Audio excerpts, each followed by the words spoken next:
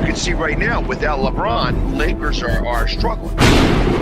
Let me tell you about a team I hate, all right? I know the Dallas Cowboy fan is here, so I had to make sure he knew how much I hate this team. I'm ready. I've often said that the people who run baseball, they try very hard to ruin it. I'm from Brooklyn. I don't have a problem saying it to his face. Oh, from Brooklyn. Hey, guess any.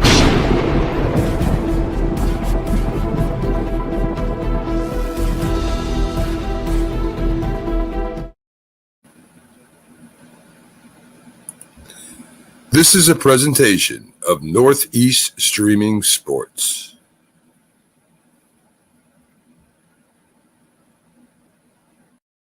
What's up, everybody? It's another episode of Coast to Coast. I am your host, Pags. I've got Bo with me. McLovin will be here sometime. Who knows when? I will apologize now. I did something to my back. I tweaked my back, and I am in a lot of pain. So you may see me at some point just going or making a weirdo face. That is not because I'm trying to make faces to see how well I look. That is because I am in some pain. So I just wanted to share that right off the bat to let you know the reason why I sometimes may be a little quiet, because every once in a while I get them seizures in my back, and it's like, that hurts. How are you? Significantly better than that. You're not going to see me looking like I'm trying to pass a kidney stone today. So, always a good way to start. Yeah, I tell you, it's funny. I obviously, as I've been getting older, I run into this on occasion. Like every once in a while, I do something that's not even that strenuous, but tweaks, and I'm going to assume it's my sciatic. Like that's kind of what's going on here. And it just shoots pain down my legs and my back and everything. I'm sitting on a bunch of pillows now and just trying to do everything I can to get myself at least comfortable enough to do a 2-hour show, because the show must go on. Doesn't matter. Doesn't matter how much pain you're in. You better play through it. Put some mud on it. And that's what we do here at Coast to Coast. So starting off with this, I started to look at the news, and of course I'm going back a few days since our last show ended, and I'm going to start today with a punter. Matt Ariza, who was the guy who was drafted by the Bills. I think it was the highest a punter had ever been drafted in the NFL draft for a long time. You know what I mean? I'm sure that there was maybe sometime, when the draft had 100 rounds, that somebody was picked in the third or fourth rounds. But he was a fourth-round pick because this guy could kick 80, 90, 100 yards, a punt. And, of course, he had a situation occur where a victim claimed that he was part of a group of people that ultimately was found out that story was false. And I don't know how true the story was. I again, didn't follow it very much, but the Bills did not want to have anything to do with it. They were like, nope, clear. You're gone. We're not even going to, don't even step foot in our camp, because we ain't going to take you. Yep. And he there stood out afterwards. Now, the court case has been dropped. Everything's been lifted. His name has been cleared. Guess who gets him? The Kansas City Chiefs. Yep. The one team that you really don't want that guy to go to. Yeah. Because listen, not for nothing. I mean, and I explained this a little bit before we came on. I'm like, the one guy that I don't want, like if you're backed up against your goal line, that you have 99 yards to go and it's fourth down and he can punt the ball, and he punts it so that there's a touchback. Yeah. That is insane. Awesome. That is awesome. Yeah. And, I would want him on my team. Oh, hands down. Yeah, of course. So. Yeah, I mean, you got a cannon for a leg like that. Absolutely. Yeah, I'm surprised that there isn't more guys like that either. Like why? What makes this guy able to kick 85, 90 yards? And I mean, let's face it, the longest punt ever is, I think, still held by Randall Cunningham. Yeah, we had a 92-yard punt. Uh, it was on a very windy day. You know what I mean? He was back. I think he punted it on third down. Oh, okay. So it was like one of those quick punts. That was one of those old rules that Buddy Ryan used to love to use. Hey, it's third down. We got, I got a kicker who knows how to kick this ball. And I'm just going to, because Cunningham could do everything. He could have Yes. kicked extra points if they wanted him to. But they were afraid that he would get a shot at him, that somebody would take it and, He would have. Like they weren't wrong. Like they would have taken a cheap shot for sure. right. So, but he kicked it 92 yards, I think, on third down against the Cowboys or maybe the Giants. But it was one of those amazing kicks. This guy kicks 90 yards in general. Yeah. Yep. So the harder part's going to be for him is, playing up. Yeah, the touch kick for sure. Yeah. Yeah. That's one of those things. Punters have had it easy. It's like, hey, listen, you don't have to kick it far, just kick it really high. Yep. And we could do that. Whoa. Whoa, whoa, This whoa. We have an early McLovin sighting. And you came in right on the first story here. We're talking about Matt Ariza, the new punter of the Kansas City Chiefs, and how he kicks 90-yard punts in general. Damn. Yeah, exactly. So, like, it's like he's one of those guys that gives you the ability to, change field position if you're even backed up on your goal line. Like, if you're backed up on your goal line and you could give that other team a touchback, even if he kicked it out of the end zone. You know what I mean? That is amazing. Yes. A guy that could kick a 90-yard punt. And I know there's a lot of difference in the mechanics of punting and field goal kicking, but I just wonder how long, if you made him a place kicker, how long he could kick the football if he could punt it that far. So I think it'd be the accuracy issue that you Right. So it would be more of an accuracy thing because, geez, Louise, man. But that's kind of what I was getting at. Like, obviously, punting is become a dead art, especially in the NFL, where they don't do coffin corners anymore. Yeah. They don't try to get it and edge it out like that because they realize that more often than not, these punters didn't know what they were doing, and it would only wind up being like a 20-yard punt. That's why now it's more. That's why you see when you're in that 45-yard line, you're going to go for it on 4th and 7 rather than punting the ball. Yep. And still the play is still to punt the ball. Like, even if you get them pinned in at the 15, that's still a better punt. Coming out to the 20 is the worst that you could get if you got to do it that way. But like I said, punters now punt high. They don't punt far. Yeah. So if you get on the other side of the 50, you're either going for it or you're kicking the field goal with the way that these guys are kicking field goals nowadays. True. 50 yards, I remember back in our packs, years ago, 50 yards was like, oh my God, are you seriously going to try that? And now we're doing it like it's like no big deal, right?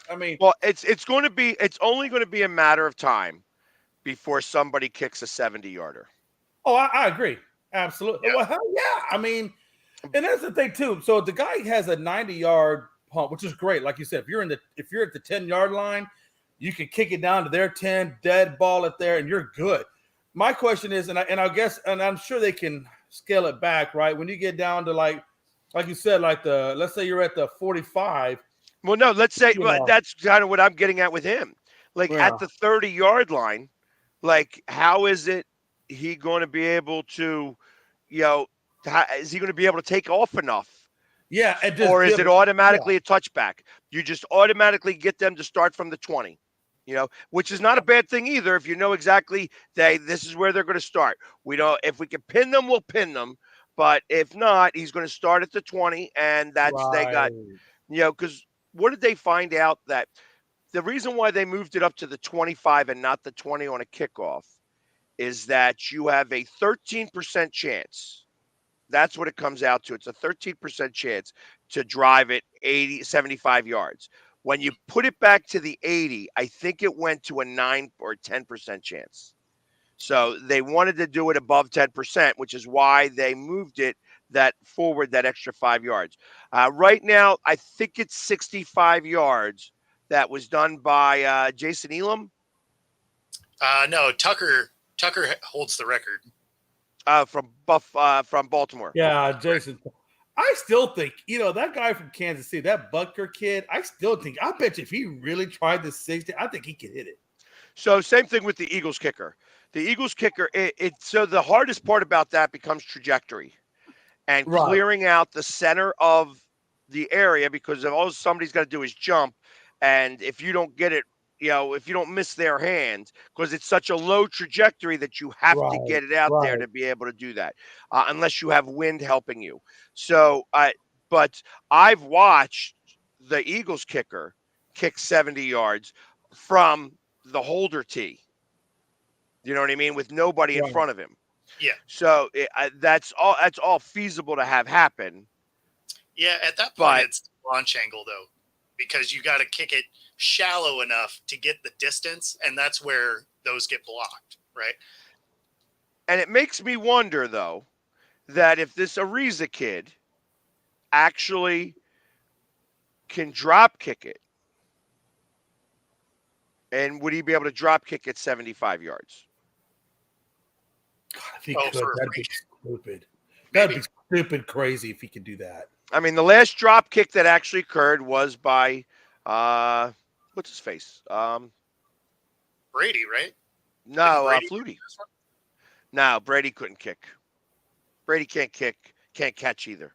So we learned that. We learned that in the Super Bowl. We learned that in the Super Bowl. But no, I think it was a Flutie, Doug Flutie, that performed the last drop kick ever. And ultimately, like I said, it's a little bit different. And I don't know if you drop kick, does that make it like a field goal, or can it still be utilized as a punt? Because I would think it would be a punt, but I don't know the rules. No, I think it goes the opposite way. I think it's a field goal. You think it goes field goal? Yeah, and that means that they would get it where he kicked it from, not from, where the ball lands. Because that would be an interesting thing to do. Like if he could kick it 80 yards and you're on your own 25-yard line and you got 3 and out and he drop kicked it and it works as either a punt or he kicks it far enough and gets it to the upright. And it gets it through the upright. That's one of those rules I don't know about. And because drop kicking is so, is one of those quiet rules that, is out there but never gets used. That's like when you do when you go for the kickoff and if you're standing out of bounds and touch the ball's out of bounds and it gets off at the 40. Like that's one of those unique rules that occurs that you have to know the rule. Just like overtime, if that if you score a touchdown or a field goal, the other team's going to get the ball in the playoffs. So I guess so you're there. So if the team was trying to just punt the ball, and this guy got it through the damn upright some kind of way, would it then go from a punt to a field? Is that kind of what we're saying? Is it would go from? That's what I'm asking. I don't know the rule well enough. Because that'd be crazy, wouldn't it? Yeah, I mean, so I don't really know. Just because drop kicks happen so infrequently, like I've never really looked into that rule. Right. It's almost like you have to be like, what is it where you call your shot? You can't just hit it through it and then it goes there by chance and all of a sudden you get the 3 points. No, you have to be actually attempting to actually hit the field goal. Yeah. There you go. Yeah. Jesus Christ, you run a 90-yard drop kick through the upright. That'd be crazy. That would be insane. That would be crazy. But I mean, when you think of how many kickoffs go through the uprights now. Well, that's true. And I mean, you got to put Leg on the back of their jersey. Like, that's his name. Leg. I don't care. It's not Tucker anymore. It's just Leg. Yeah. Pretty much. And there you have it. But the salary cap jumps up to $255.4 million. That means Oh, that the wow. Cowboys are only about $8 million under the cap now, or over the cap. Just 8 million. Damn it. So there is a chance. They actually, with all the incentives and such, it can get over 300 million for cap. So there's a lot of money to be dealing with this. So it's you're going to see probably a lot more signings, free agent signings. I see all of a sudden you're going to see a raise in. I want to say it's going to be like you wonder, where is the money going to go, because the money always goes at the top. Obviously, quarterbacks have gotten a big ring. You're going to see the time of a $30 million quarterback is gone. Yeah, I mean, Quarterback. Yeah. that's I your made back. this argument before. I said, we have a cap, and I get it, but that cap is just temporary because, like you said, man, it's always going to continuously go higher. Pay raises, people are going to want more money. There's never it's a net. That's why I said, why do we even have a cap? That's my point. I guess I'm trying to make. Why even have a damn cap? Because it's never going to stop. It's going to because then you'll be like Jerry Jones buying Super Bowls. Well, we'll take baseball for example. Well, The Yankees baseball. what I'm saying is baseball. I mean, how many times they're trying to buy a championship in baseball? But Well, yet the Mets tried to do that last year, and they paid a $75 million luxury tax. Yeah. And that's the way I think football should go. Luxury tax it. Don't put the cap, do the luxury tax on that stuff. No, because then you remove all parity. All of a sudden, your 6 different teams hit the playoffs this year versus last year goes away.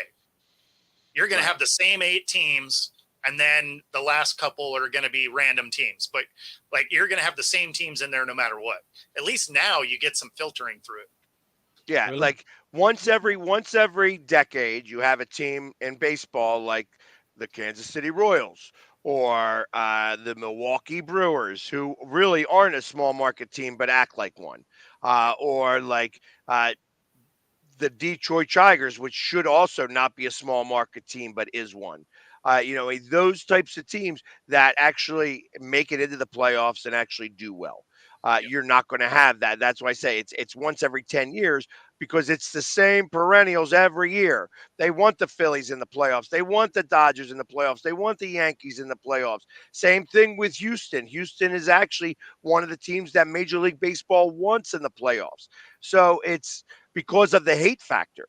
You know what I mean? It's like you need to have a villain, and Houston plays that villain, even still. You know what I mean? So the weird thing about that is even though it's the same team, it's not the same most expensive teams that are getting to the highest of levels. It's the mid-market, or even sometimes, even like in Tampa Bay's case, the lower markets that are actually getting the World Series titles. And then you got the teams that are spending the most amount of money ever that are at the bottom of the damn barrel in the Mets situation. So through the course of history, that is the exception to the rule, though. Of course. Yeah, right. That's exactly right. I mean, I understand your point where you say the same team, but sometimes it's not the money. Sometimes those teams just have really good ownership and really good developmental levels, and they have the X factors that's not connected to money that gets those same teams in there. You already have to overcome that hurdle. You don't need to give them all the talent, too. I mean, I understand your point. I'm not going to be boneheaded or thick-headed and not say I don't see your point. I do see your point. Because honestly, I don't like it in baseball either. Give everybody the same cap. I mean, you got these agents like Boris out there that are just, trying to get these billion-dollar contracts, for all these guys. Matter of fact, Blake Snell looks like he may be signing that $150 million deal with the Yankees, I guess, at any point. So, sure, And then football's the same way. I mean, you're right. If there was no capital luxury tax, I think Jerry Jones would absolutely bust it to a certain degree, because you know how Jerry is though too. He only pays certain positions. He don't pay all those damn positions. At this point in his life, he would pay whatever it costs to lift that Lombardi. But watch. That's not. I don't think that's true. Well, I mean, I understand where you're coming from a monetary standpoint. He probably would, but he wouldn't do it from a philosophical standpoint. In other words, he still wants a yes coach. He still wants his hand in everything. So there's still certain X factors that are going to prevent. I think as an 80-year-old man, he would do whatever it took. If it meant just throwing money at the problem, he would do it.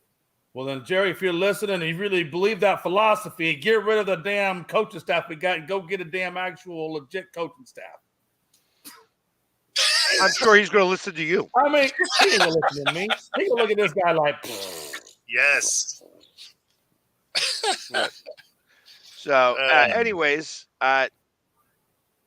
there's been, like I said, they raised the cap to $255 million, and the Dolphins, interestingly enough, as I'm reading, they released two high priced defensive players. They seem to be releasing half of their defense. 4-time Pro Bowler Howard. He's gone, and that's only to save $7 million in the cap this year, because the only reason why they were down to $25 million over the cap is because they cut Emmanuel Ogba, who was gave them like $14 million of relief. So it's like now they went from 46 to $25 million worth of cap space, or still over the cap. They're over the cap. Not even under. that's insane. Well, They're gonna wind up getting that team to a point where they're not gonna, or at least enough. I don't think that they're not gonna be. I don't think contending with Buffalo like they did last year. Obviously, right? I mean their defense wasn't good anyway, so yeah. I mean, you're not well, and then when they lost Chubb, that certainly didn't help out the case. Well, yeah, but I mean, listen, they decided to go all in to try to do this without a quarterback. That's what they did. They said, we trust in Tua. They were tanking for Tua, and they wind up getting him anyways. And ultimately, you live and you die by your sword. Yeah. And damned if you do it, damned if you don't. That should be the motto for Miami. Right. But, Eric Bieniemy got a job this weekend. Yeah. He's the offensive coordinator for UCLA. Yeah. They get rid of Mr. Speedy, and as he becomes the offensive coordinator for Ohio State, and they bring in Bieniemy over there. So the thing that's funny is that's not even the interesting part. The interesting part about this Bieniemy story is he decided to interject something into the conversation that wasn't necessary and now makes him look like a jackass. Is it was reported as soon as Dan Quinn gets there, right? He goes into his office. He's like, hey, I like what you do. We're not going to work together, right? So then now that Bieniemy has a job, now he comes out and says, oh yeah, I wasn't going to stay there anyway. It's like, dude, just let it fade away. Yeah. Everybody's looking at it. It's like, yeah. So, I mean, had you said something before you got fired, hey, that probably would have been believable. But now it's removed.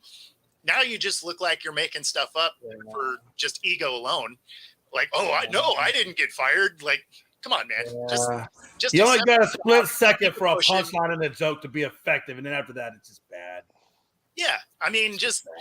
So, I mean, him getting the job, whatever. It doesn't really move the needle. But, I mean, interesting to, like, be this far removed from all the reports before and from Dan Quinn himself to be like, oh, no, that's not what happened. It's just like, come on, man. Like, if you were going to refute it, it would have had to have been, like, right then. Right. So because to me, from him going from the NFL offensive coordinator, even the Super Bowl Chiefs down to this level of now you're a coordinator for UCLA. I mean, that's got to be a huge downward slide in your career. I mean, do you like, where do you go from here when you're that? Well, I mean, you basically at that point hope that you can turn that offense, into something and go back to the NFL at some point. Right. I mean, because it has been a slide, right? But, one of the things they talked about with Bieniemy is that he doesn't interview well, right? That's what I've heard. It's a common theme that I've heard.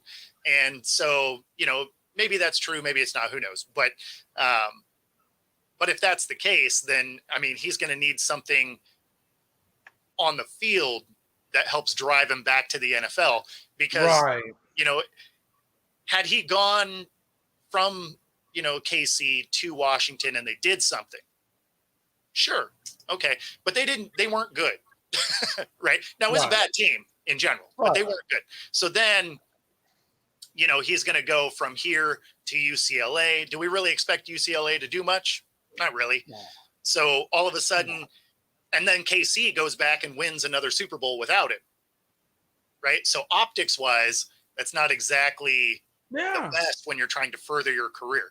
It just more supports the idea that Andy Reid was really calling the plays while Bieniemy was there, and Bieniemy was just sitting there arguing with Patrick Mahomes on the sideline. I mean, I don't know. I look at this as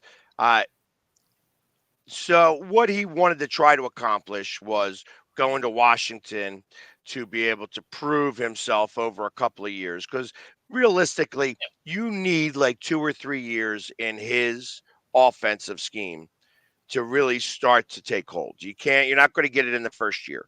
So ultimately, I look at this as a way of, I am taking a step back to take 2 steps forward. And ultimately, if he's able to get this offense up off the ground in the next 2 to 3 years, not only will he get back into the NFL, he may have a better chance at a coaching position again. No, and that's exactly what I mean, is he needs UCLA to bring him back to the NFL. Oh, yeah. Right. And the word I heard on Bieniemy was more so that he interviewed more like a coordinator than he did a head coach, exactly. Which goes to him not interviewing well for that type of position. So, yeah, to your point, I mean, UCLA, he's got to really do some amazing things out there with UCLA to really get back in the limelight. I don't even think he has to do amazing stuff. You put UCLA in the top 25, and that's going to automatically put him in on the radar. I would agree with that. Yeah. So, I mean, UCLA is what? They're part of the Big Ten now, right? Yeah. Yes. Yeah, because weren't they part of the Pac-12 originally? Am I right on that? Or was it? I'd say they were part of the pack. And then, so ultimately, all he needs is really like a signature win against one of the big 4 of the Big Ten. You know what I mean? Michigan might be the easy one to get right this second. But if you could beat Penn State, Ohio State, or even Missouri, and I put Missouri in that mix because they're the ones that always, Missouri and Iowa are the ones that always seem to come out of the West or the other part of that conference. So you start winning some of those games, and all of a sudden you're going to get put into the top 25, and that's going to get you looks. And that's all he needs. He needs looks. So we will see. One of our fellow media guys at the moment, Richard Sherman, had a little run-in with the police officers this weekend, and was arrested on suspicion of DUI. Yep. I love it when you're arrested on suspicion of DUI. That just means that they haven't got all the footage yet. With the radio and crossed over the double yellow lines and came back, and then they said, "Oh, would that be a suspicious activity?" No, it was the getting into an accident, leaving the scene of an accident, and possibly being intoxicated, but making sure you left so that they couldn't do a breathalyzer, and then. Oh, well, that was that's again. This is all alleged, and this I haven't even read the story because I talked about it a little bit yesterday, but it's definitely. There we go, Monty, my man Monty in the house, Monty G. Nice. Yeah. He's a very big Eagles fan. Glad to see him still up and about. Monty, good to hear from you. I appreciate you stopping by. But, Richard Sherman is interesting. Wow. He's an interesting case study at the moment. Well, especially because this is his second one here, and it was here in the Seattle area. So but what was interesting about it is he gets this one like a couple months before the probation for his last one was going to drop. Okay. So it'll be interesting to see how that litigation progresses as well, because a lot of times when you break probation, especially on a traffic fine, sometimes it reverts some of those original findings, right? So Right. sometimes they'll knock something down. They're like, okay, well, we'll knock this from a DUI to a negligent, but you have this probation period. If you break the probation, it goes back to what it was. Right. And so it'll be interesting to see how this plays out.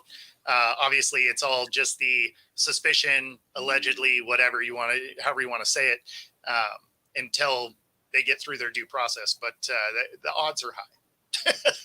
Yeah, Well, well, I'll and tell you. that's the problem is that Big Brother is everywhere and they're watching. And Well, let's even take the DUI side of out of it. I mean, the fact if he was in this car accident and he fled the scene and didn't even stay at the scene, I mean, that's criminalistic of it in its own. well, I again, you know, I know as it's alleged. It's alleged. I'm just saying, like, if you do that, though, isn't that a crime as well? So, hold on. In a probable cause statement, Trooper Jordan Hazard Thomas, who helped respond to the traffic stop, reported talking to Sherman and noticing the odor of intoxicants and that Sherman's eyes appeared to be bloodshot and watery. So he didn't run away. I was So given that a little was bit of different information. So that was the first DUI, the one you first read. That was the first one, because he also ended up with a domestic charge also. Wow. During that whole first one. Yeah, but he does it big, don't he? It was a bad look. It was a bad look. That's for sure. Yeah. Yeah, that's definitely a bad look. you know, and it makes me wonder because you hear that the NFL has got and it doesn't matter who calls it. Once you have the number, you have the number. Call us, and we will get you out of every situation that you need to get out of. Which means that if you need a ride home, they'll give you a ride home, or they'll call you an Uber. They'll send a car Right. over. Something is coming because they don't want the bad press. Yeah, I would imagine, Amazon would have gave him that same phone number also, right? Because he's part of their Thursday night crew. So I mean, like, I would have definitely imagined. Yes, right? They're There's going to plenty. send somebody. But how many good decisions are you making at 4 a.m.? Well, that's true. Like Mama said, nothing good ever happens after midnight. And they're not wrong. They're not wrong. And I gotta imagine Sherman's PR person, they must be pulling their hair out working overtime. I think Sherman's PR person's working overtime most of the time. I bet. Absolutely. Good night. I tell you. So, and it seems like everybody was getting in trouble this weekend. Cam Newton gets into a fight. Yeah, I read about that at a youth 7-on-7.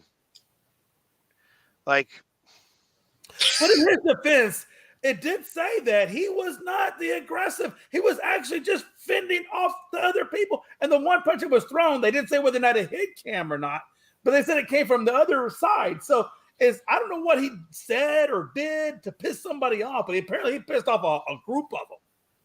Well, so the thing that's interesting, right? And I'm not a huge Cam Newton fan, right? But one thing I have seen plenty of videos of, right? And so I give Cam a lot of credit here is he probably wasn't the aggressor. He probably wasn't the one that initially started this. Now, again, obviously I don't know, it wasn't there. But the thing is I've seen plenty of videos where he's going to these camps and these kids are talking wild to him. Like if you had someone with a short fuse, like I could see how this could happen. The way they were kind of rushing the stage he was on. I mean, he might have said something wild, but he certainly wasn't like down there trying to throw hands or something. Like they were running up to him. So I mean, but the thing is if he was clapping back, I'm guessing somebody was talking to him out the side of their neck. And, he was like, I'm a league MVP, like, whatever. However, he was going to clap back to that. But I mean, I'm going to go with, because he does get some pretty crazy stuff said to him. I'm going to go with, he probably wasn't the initial aggressor here. I'd be willing to believe that. And it sounds to me like the video shows Newton wearing one of his custom made hats being shoved by 3 people. Yes. 3. You don't go to the hot ATL and say some stuff. You leave that alone. Well, I don't think people in Atlanta really care. They probably don't. I don't know, and I mean, I guess I doesn't say where this was. It was in Atlanta. Who's from Atlanta and runs the C1N, an organization which is founded in 2021, which focuses on developing young athletes skilled in football by putting them into 7-on-7 tournaments. And I got to imagine that this probably was, hey, my kid should play.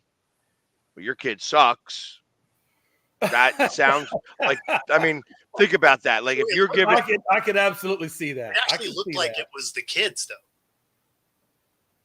oh, because these are like high school, I believe, somewhere around that age.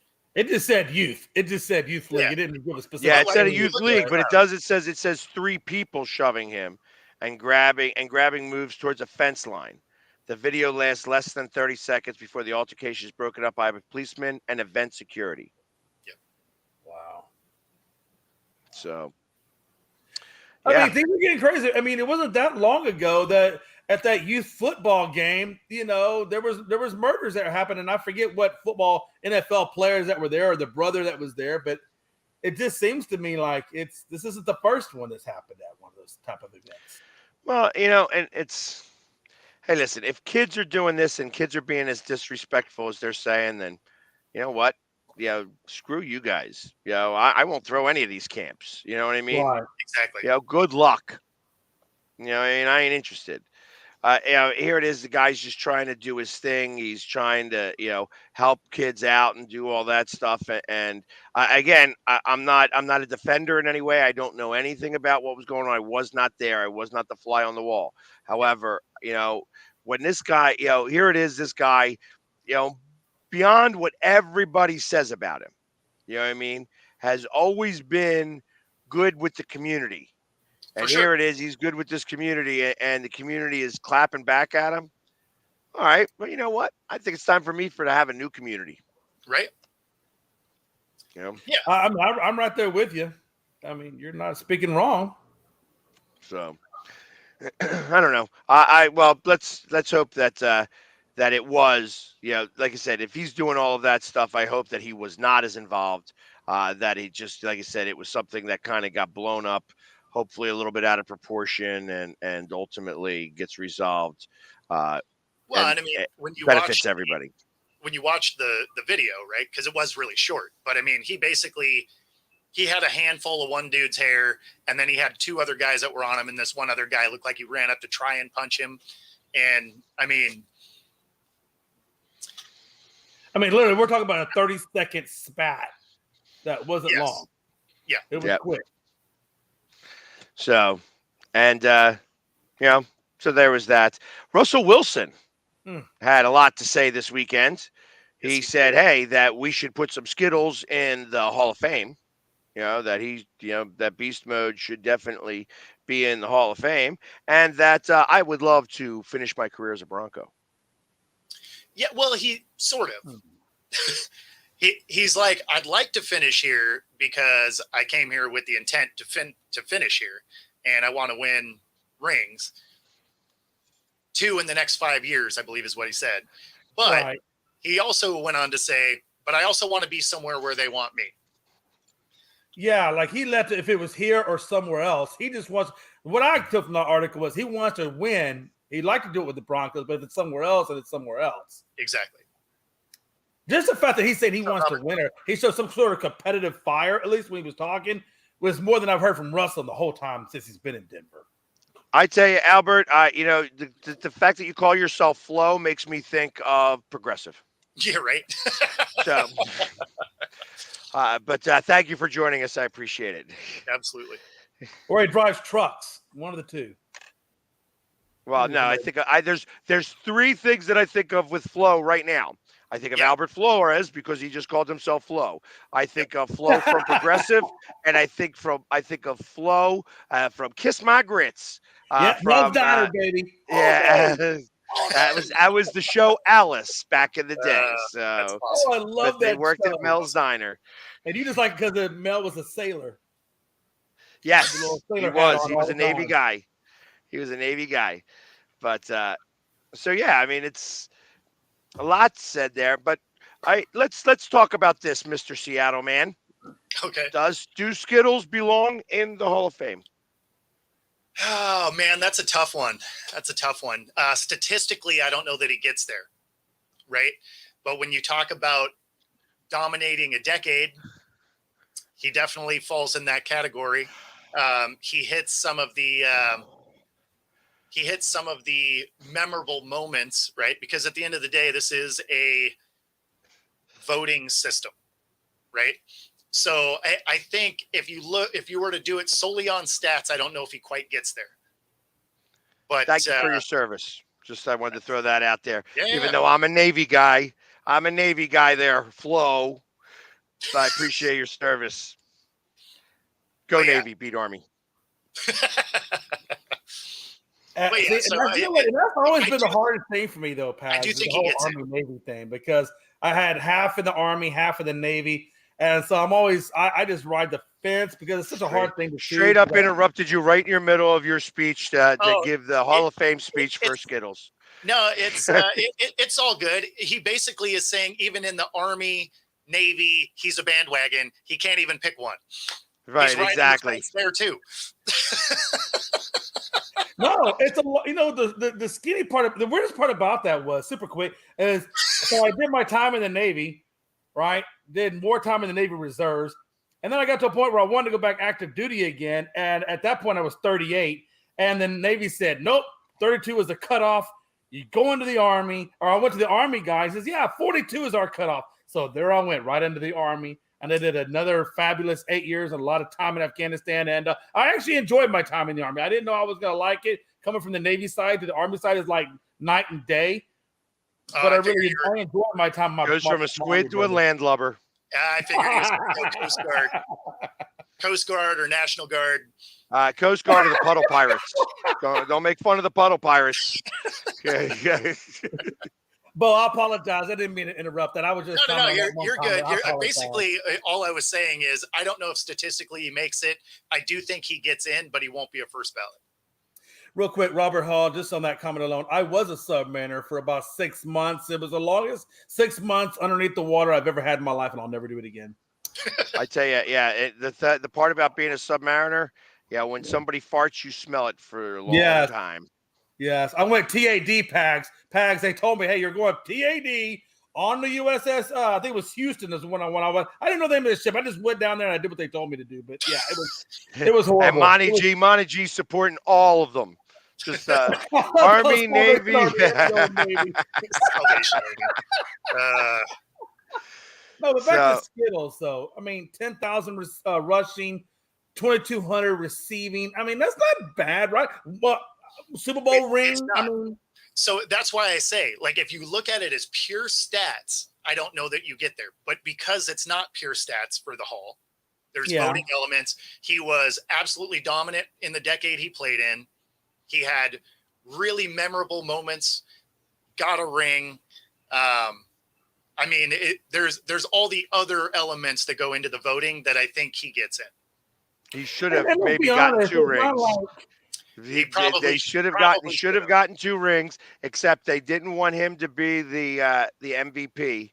They wanted that's what happened. Had he scored that touchdown, he'd have been the MVP, and they wanted to give it to Russ. They wanted to give it to Russ. That was the purpose. He really was. That was the sole purpose of that call. There was some situational football that goes into that as well, because you only had one timeout, and you wanted to be able to use all 4 of your downs. So one of those had to be a pass play, because when you drop a pass play, incomplete is what you think your worst case scenario is. You're not going into it thinking it's a pick. Especially you had 13 seconds, right? You had 13 seconds? No, you had a little bit more than that, but you only had the one timeout. So you had you could have had all of your chances. So you needed one of those to be able to stop the clock. Again, when you throw a slant, you're not thinking interception. You're thinking worst case, they make a good play, it's incomplete, clock stops. Then you can rush it on whether it was 3rd down or 2nd down, right? You run one of those 2, you have a timeout. Then I tell you, this sounds like Seattle speech for "I'm not over it yet," and I'm just trying to figure out. Let me ask you a question about the conversation. That being said, I thought they were going to run the ball because they were able to run the ball. On the Hall of Fame characteristics that we look at, though, Marshawn Lynch was never the most personable guy, right? Yeah, He did not like media whatsoever. He was not the likable, feel-good Marshawn that we all love from our Hall of Fame candidates. Does that in any way, this is the same guy that put velvet ropes around his Lamborghini because he didn't want nobody coming near it. I mean, do you think that maybe the likability factor will maybe hurt him down a little bit? Maybe not being likable to the voters? No, because you don't vote that year. You're voting with the memory of all the things he's done since then too. Because again, this is people voting not just on stats alone or what happened on the field. Because if it was only on the field, T.O. would have been a first ballot, no question. Yeah. But because he was a weirdo, doesn't go first ballot, right? Like whether it's true or not, it's how he was perceived, right? So, for Lynch, it's not going to be that. It's where he was getting hounded on stuff, and now he's just like, I don't want to deal with the media anymore, which, fair enough. So I don't think that's going to negatively affect it, because after his football career, he's done literally every type of thing after that. Interviews, and guest hosts. What? Yeah, no. You're talking about wanting to use all 4 downs, and I understand that, but they're saying that there was 1 minute and 35 seconds left. Yeah. So it wouldn't have come down to that. That seems like too much time. I didn't think it was quite that much. Oh, nope. Here it goes. Nope. It wasn't. It was not 1 minute and 35. There was 26 seconds. Yeah, there we go. Yeah, and you were going in on second down. It was second down. You had 26 seconds. And so, yeah, you want to be able to use all 4 downs. If you figure your average play is 8 seconds, right, you're going to have to stop the clock with an incomplete pass to be able to have a chance at running them all. Right? So whether you did it on second down or third down doesn't matter. You were going to have to do one because you were only going to be able to stop the clock one time. So you either had to call a pass play on second or third, and it wouldn't have mattered, right? Like if you did a running play, you got stuffed, you call the timeout, and then as long as you don't get a sack, right, you can run that pass play, potentially end up with a incomplete pass, which is what you're thinking worst case scenario is. And then you can still run on fourth down and you can rush or pass or whatever it is you're going to do. But one of those, either second or third down, was going to have to be a pass play if you didn't get in. So I didn't actually mind the call. The execution was horrendous, but unless you're a Malcolm Butler fan, because he made an amazing break on that ball. But yeah, almost like they knew the play. It looked exactly like they knew the play. And he made that exact interception multiple times in his career after that point. So, it was just a play that he was able to sniff out very well in his career. Again, the play call I didn't hate. Execution was as bad as it could have possibly been. But one of those, second or third, was going to have to be a pass play if you were going to use all 4 downs. All right, well, it's there you go. Anyways, that being said, it didn't go the way we wanted, and they talked about it.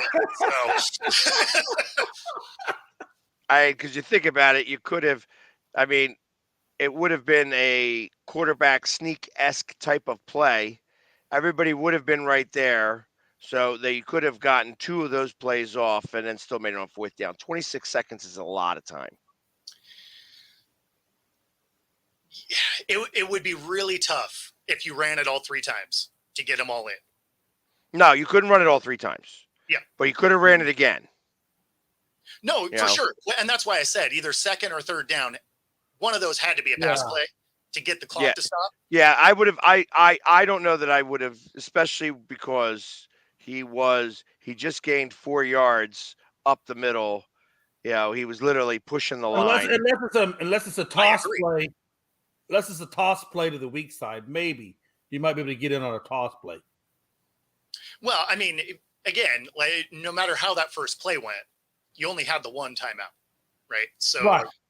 So I think you run it the first go, And then if you don't get on the first go, then you got a couple of pass opportunities or what have you. Well, the only challenge to doing it on second down, right? And again, I would have been fine with either way. It didn't matter. But had you done that and you happen to get sacked on that third down, you don't have a timeout now.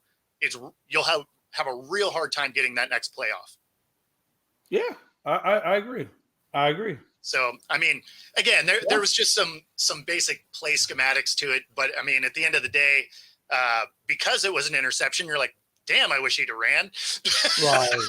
When you get down to those types of short yardage to the field goal line, those tight ends really become valuable too. I mean, that really opens up a lot. That is not Russ Wilson's. No, it's not.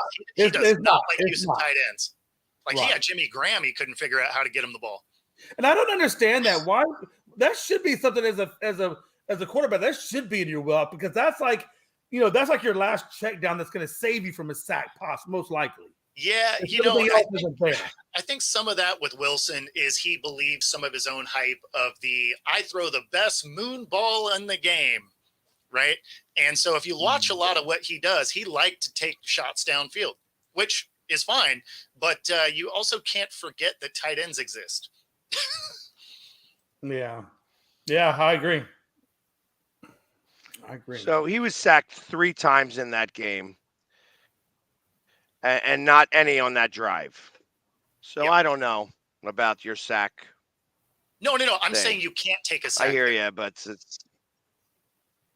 Oh, I know you can't, but No, that's I don't all I know. was I saying. don't think- You just I don't- can't take the sack there.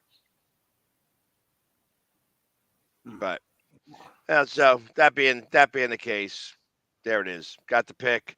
I think that was his 5th Super Bowl, 4th.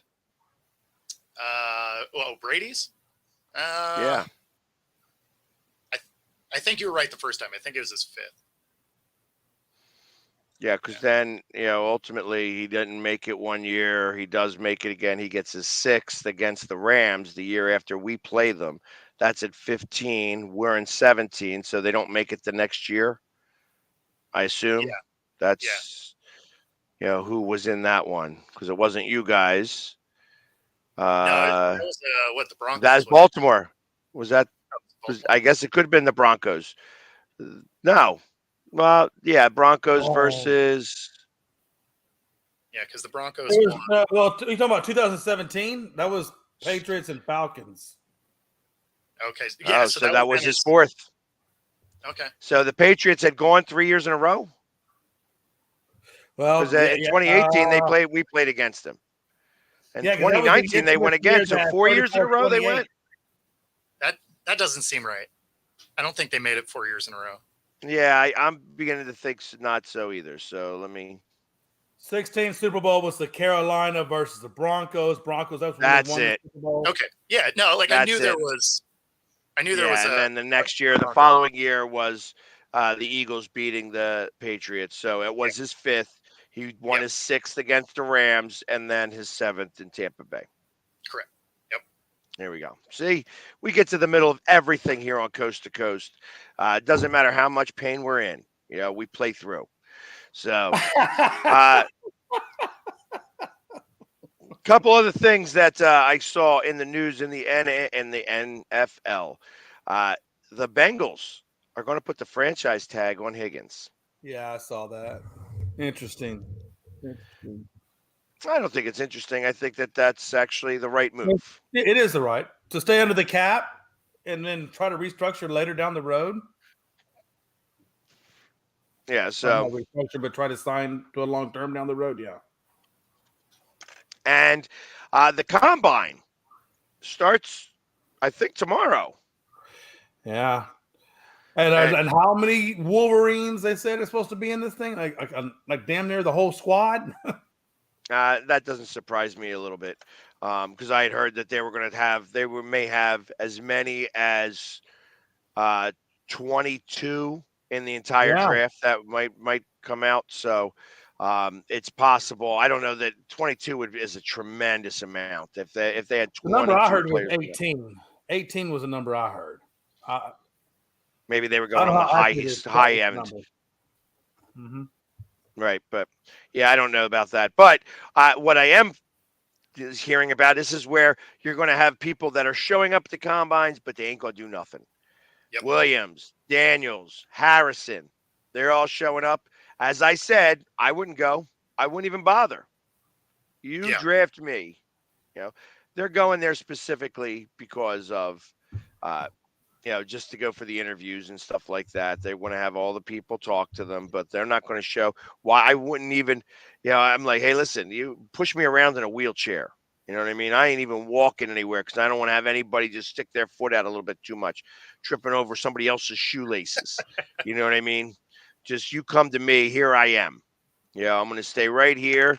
I'm gonna have a glass of water on this side, a nice bottle of milk over on this side because I want to, be that guy. And you can come talk to me. And by So the it way, is Thursday, not Tuesday. Thursday. By the way, you. water is a Philadelphia product. I think it has extra electrolytes in it or extra wood. I'm not 100% sure. Hey, listen, the water here is better than the rest of the world. Why do you think the bread is so good? That's right. And I am going to make my way back to Philadelphia. I do want some of that bread. They do have good food out there. So they do. It's true. I'll give them that and much. the last thing I want to talk about with the NFL is that they're going to re-sign or extend Coach Reed, and he is going to be the highest paid coach ever in all of sports. Wow, all of sports. That's what I had heard. That this is one of these situations that it's he's going to be close to the 20-some million dollars per season that he was going to be the highest paid coach in sports. Yeah, he's earned it. I mean, I don't know why you wouldn't make him that. Yeah. And I really think for me was when they moved on from Bieniemy and he left and they still, duplicated with Nagy from Chicago running the and when you can still get it and still do it then, you've earned that money, Bubba. Well, I mean, it's not like the coach's salary goes against the cap. So it really doesn't matter what you pay him. You're right. Right. That's true. Sorry, I'm trying to get myself comfortable here. It's a battle with this back today. Yep. It's fighting me all day today. So here on that note, I'm going to go ahead and take our top of the hour station identification break with our new sponsor that we expect to sign a deal with at any moment, Buffalo Wild Wings. So anyways, everybody, please stay tuned as we will be right back with the second hour of Coast to Coast. I mean, you can see right now, without LeBron, Lakers are struggling. Let me tell you about a team I hate, all right? I know the Dallas Cowboy fan is here, so I had to make sure he knew how much I hate this team. I'm ready. I've often said that the people who run baseball, they try very hard to ruin it. I'm from Brooklyn. I don't have a problem saying it to his face. Oh, I'm from Brooklyn. Hey, get us any.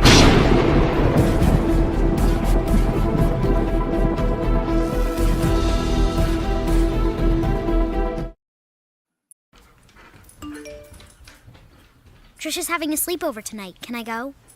I wonder about Lucy's friends. What should I say? I know you're only 10, but one of these days a friend will offer you a drink. And alcohol at your age can lead to so many things. None of them good. So can I go to the sleepover? Lucy, I want you to promise me I something. finished my homework. Bigger promise. If there's any drinking, I want you to say, "No thanks, not my thing." Mom. I promise you. Your real friends won't care. Deal? Sure. Really? I promise, Mom. They really do hear you. Did you pack your toothbrush?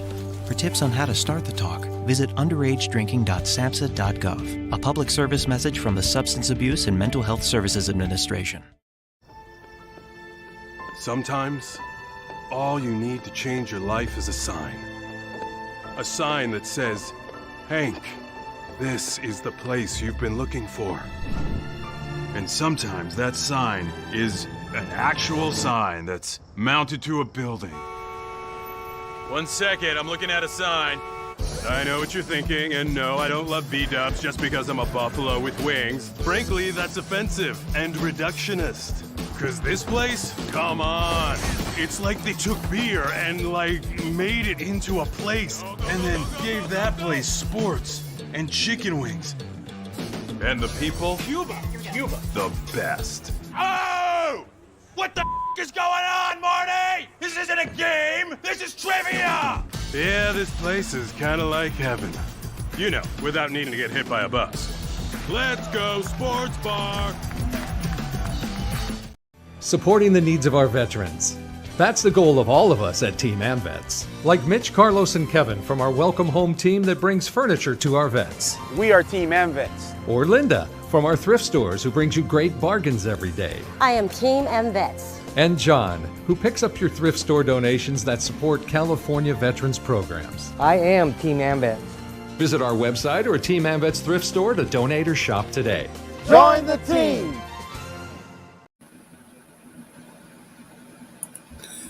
This is a presentation of Northeast Streaming Sports.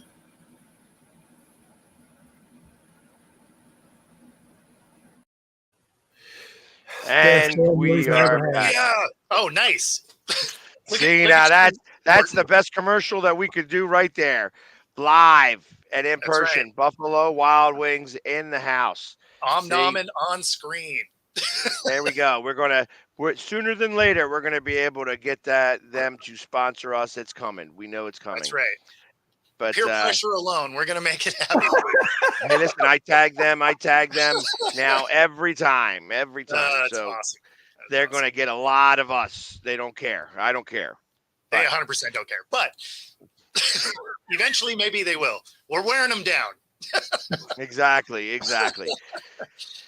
That being said, we're going to switch from football to the NHL. And I went to a game this weekend, and it was a good game. The Flyers lost, but it was probably 3 minutes in. There was a fight between, I guess the new guy for the Rangers who was 6'8" and DeSalairs for the Flyers. 5 games or something. Correct. He had a fight with the Islanders guy in his first game. Yep. He knocked out a New Jersey Devil guy with a hit to the head. Got a 5-minute match penalty for that. But I mean, that guy got dropped pretty big. And then they were talking at the beginning. Yeah. And he's like, "Hey, do you want to go? Let's go." And 3 minutes in, they went. And I want to say it was probably by far the best NHL fight I have seen in years. The refs let it happen. Everybody was prepared for this, so it wasn't a surprise. So the refs were like, "Hey, listen, we're going to let this go. This is what's going to happen. We're going to let you guys go at it for a minute. It's going to be, and they did not disappoint. These two guys were crushing each other. And it was, like I said, probably the best fight I have seen in the NHL in years. And it did exactly what it was supposed to do. It was supposed to it set the tone for the game, set the message for both teams. Like, hey, this is going to be a knockdown, drag out fight throughout the game itself. And ultimately it made the rest of the game, it brought it up a level. The Rangers won 2-1, but it was chippy. It was, it was just a well-played game. Flyers, I felt like outplayed the Rangers, and ultimately, we lost. But you know what? They used to be. They're not as much anymore. However, there are times when, like specifically on Saturday, the refs knew. These guys talked about it. They talked about going at it with each other. They spoke to the refs about it and said, "Listen, we are going to go. This is going to happen. We're going to do this early in the game. It's not going to affect the way that you should call the game. Let us go and do this. And that's when that's how fights I think should be. I mean, these things Right. are supposed to be uh, a whole different level. It's like every once in a while you get a fight that happens because of uh, tensions being a little bit higher. But that was the right type of fight. Usually those things happen in the beginning of games where you're trying to set the tone and for everything that's going on. And this set the tone. It was a great, great fight. I know that there was somebody who was a little colorful that was shown in the video a number of times as well. Anytime you've seen it, I really didn't care about any of that because I was just as much into the fight as everybody else was, and the camera seemed to find me afterwards, which made it kind of cool that I'm in that all those fights. Um, but yeah, the fights yesterday, different type of fights. Different type of fights. These two teams don't like each other. You know what I mean? And Right. that's kind of what that is. And that's a Tortorella getting up under the skin of these guys. But there was no defense. Got to have defense. I mean, realistically, the Flyers had 21 shots on net and they scored 6 times. That's ridiculous. The Penguins had 35 shots on net and scored 7 times. But where's the goaltending at? You know what I mean? You're not 7-6 is a football score. That's not a hockey Yeah. score. Right. But and that's one of the things I love about hockey is it's almost like a 2-sport thing, right? You got the fighting aspect, which is kind of boxing-ish, and then you got hockey itself. And you don't see that you don't get that in other sports, right? I mean, if you fight in football, it's a personal foul or whatever, and so forth. Baseball, well, and you get ejected. basketball. Like they don't mess around. Yeah, exactly. Like, yeah, exactly. Yeah, right. Well, Well, hockey, you know what? though, it is like accepted. It's like part of our game, which is cool. It is. Well, and that is because I mean it's been. Listen, these guys. Have you ever had a hockey glove put in your face for a second?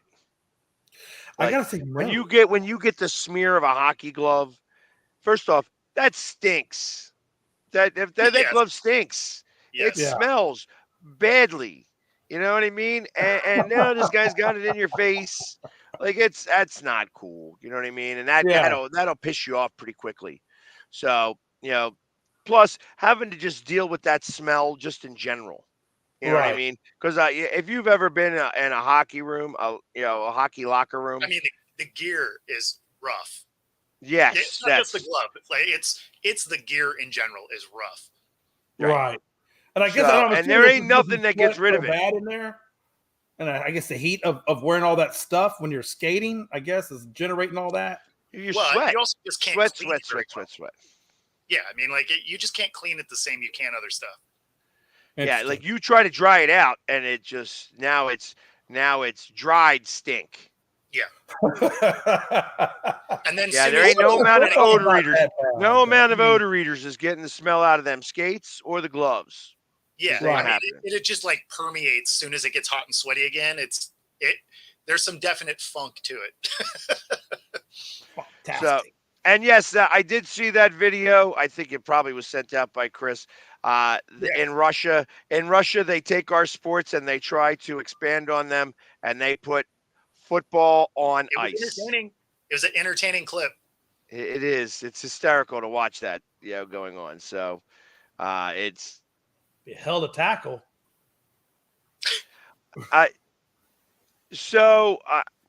Right now they're going to deal with the replacement refs. I understand it's what's going on there. It's, first off, the referees in the MLS have been challenging to deal with in general. So when it comes to trying to watch a soccer game lately, in general, it's been tough. It doesn't matter who's calling the game. It's going to be a challenged game in general. So, and the one problem that you have is that you're going to see a lot more chippiness in the MLS games right now when you have the replacement referees, because they don't know how to keep track of a game and how to keep a game under control. So you're going to see a lot more chippiness, probably then a lot more red cards come out. So hopefully the Union doesn't get beaten up by that a little, too much. But ultimately, they play again tomorrow in the CONCACAF. Well, I'll talk about that tomorrow. Unfortunately, I thought I was going to be able to go, but my back is not likely not going to allow me to do that. I am. What in your such backers pain. allow you to do is just sit in that same chair for the next 24 hours. Yeah, it's like and maybe try to get up and just walk back and forth because it gets better when I walk a little bit, but it hurts. It hurts. And tell me how hard it is to get up out of the chair to even go walk. That's about a good process. Yeah. Yeah, that's really hard. Sciatic. That sciatic will get you. Then you're not sitting all the way down. Yeah. So, but yeah, I know we're talking about MLS here. That the union there was a couple of offsides that didn't look offsides either, and it's just like once they stop the play, it's a pain. It's blah blah blah. I understand this is going to be a problem at the beginning of the season, but and that's of course when they have too many games to play because they're playing the CONCACAF as well. They play a game on Saturday, now they got a game on Tuesday. That doesn't typically happen in soccer. So, a magic peanut. All right. I will look for what the magic peanuts are. I've never even heard of one before. But anyways, I wanted to talk about that. Also, this Thursday, as long as my back is okay, and I hope that I can make it okay by then, I am going to be going out and trying for the defending champions, Philadelphia hurling team. Yeah, that's not gonna happen. That's not gonna happen. Yeah, no way in hell your back's gonna be at that level. Thursday, that might be a tall order. Yeah, unless you got a double that, like I told you earlier, get a double and face paint it to make it look like you. Hey, listen, I figure I'm going to get one of those stretchers and just stretch me out, and that's going to relieve the pain. Something like that. I don't know. Get somebody crank down on it and maybe just stretch it out, and all of a sudden I'm like, ooh, yeah, how about that? I don't feel it anymore. I don't feel anything on my legs, but that's beside the point. So yes, we're going to be doing that a little bit, but hopefully, like I said, sometimes these tweaks can last for a little while. It's been tough. Yeah, I was going to say they're actually super easy to make. You don't actually have to go buy one. Lacrosse balls work. Honestly, a tennis ball can work. Basically, you put them next to each other and you use athletic tape to make your own, or you can buy them, whatever. But they do actually a pretty solid job of kind of like foam rolling almost. Got you. Yeah. Okay. That's good to know. Because I have, I don't play tennis either, but. Well, the thing that's good about it is you can kind of work it up and down the spine because since it is the two balls, it has a dip in the middle. So you can actually kind of align it into your spine. That way you're not putting pressure on your spine itself, but it can work on those muscles along the spinal path. So I just don't know how but I think the issue like he's having, what I had was inflammation. Like, how is it going to work on the inflammation, which is really what's causing the pain? Yeah. I mean, so massage does help with inflammation. Okay. And I'm asking, I'm not by any way. I just, I've tried a lot of things too when I had that issue, and the inflammation I was telling Pax, other than the cortisone steroid, I just never. It's interesting. Well, I guess Pax, try the magic peanut. Let us know how it worked. Hey, listen, I at this point I'll try anything. So maybe my magic peanuts will work. That being said, make sure that you have someone there to help get you back up. That was another question: is how would you get back up? Yeah. So you have a helper, or you roll over and you get up. But I mean, it's not going to feel good. Similar to foam rolling. Like, think about if you've worked out real hard and then you foam roll later, right? Like, that shit doesn't feel good. No. Like, it helps with muscle recovery, but it doesn't feel good. So, and I also being an arm wrestler, there are some supplements that I have that I think might be able to help here a little bit. There's I have joint stuff and whatever. As funny as it sounds, like for joint repair, like if you have problems in your joints, gummy bears is one of the better things to do that. Because gummy bears are made of like pig cartilage. Yeah. And that's what keeps gummy bears together. It's translucent. It's stuff like that. So gummy bears actually help with that. But I have actually medicine or pills that it's got all those extra, glucosamine and everything in it. Yeah. Yeah. Yeah, taking PEDs. Thank God. I'll have to go to the enhanced games. That's right. Those enhanced games are coming. I'm not. And for all of those gummy bears I was eating, it's because I was doing it for my health. It wasn't because I was a fat kid eating candy. Or what kind of gummy bears are they? You know what I mean? That's the other thing. So, and let's be honest though, there is a certain health element to a gummy bear. There is a certain level of protein, believe it or not, in gummy bears. Yeah, the bugs. Yeah, that's why they have. That's why they have the what you call it? The says, hey, you have all this fats and this sugars and stuff like that, and no vitamin B. Yeah. There's no vitamin B. Yeah, you get 2 grams of protein, so it all washes out. Exactly. But you were talking about the race. I did not see a race. Yeah, and I'm sure there was a NASCAR race. There was. Oh, that was the 3 wide. Yeah. Was that the 3 wide? Yeah. 3 wide photo finish. Yeah. Yes. And I saw the photo finish. Who won? Suarez, or what was that guy's name? Suarez or something? That was his name. Suarez. And he got about the one closest to the, or was it the one closest to the inside track or closest to the outside of the track? To the wall. Closest to the wall. Yeah, it looked like he was the one that did it. Yeah. It has been speculated that he had a speck of dust on there that was the deciding factor. Deciding factor, no doubt. They said it's 0.003. Like that's like, nothing. Like microscopic, Yeah. I mean, right. Well, so, just have it that close and have a 3-way. Finish.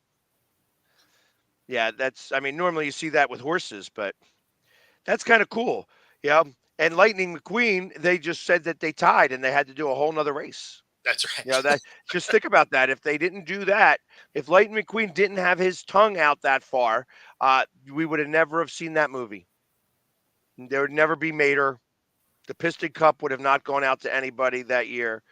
What a time to be alive. Almost as good as watching Ricky Bobby and what's his face run across the finish line. It was beautiful. That's right. Got up by a thumbnail. Gotcha. And it's if you're not first, you're last. That's not true. You can be second, third, fourth, or fifth. That's right. Let's go get kicked out of an Applebee's. That's actually happened. Let's not talk about that. Now that I believe. Crap excellence. What a time to be alive. Oh, no, this show, folks. Nowhere else. That's right. Why Buffalo Wild Wings should really consider us. Hey, listen. Otherwise, it's going to be Applebee's, Hey, that's not a bad idea. Applebee's. It is a terrible idea. It's a horrible idea. So, how about this other thing that happened the other day with Jimmy Butler and Najee Marshall and Jose Alvarado, Thomas Bryant, and Jovic, all suspended for the fight. And next thing you know, it was like everybody was getting ejected. So, I mean, did you guys see that fight at all? I did. It looked like it was hard. It was hard to really watch, but it was like, somebody was choking out Jimmy Butler. Oh, there was an actual fight. Okay. An actual fight in a basketball game. Usually when I hear, there was a fight in the NBA, it's like 2 seconds of this, and then ain't nobody actually about that life. So, but like an actual fight out there. All right. Well, that's why there were suspensions being handed down. So it was like, oh, okay.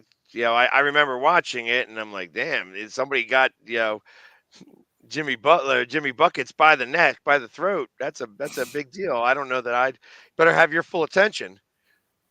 So those are things that happen there.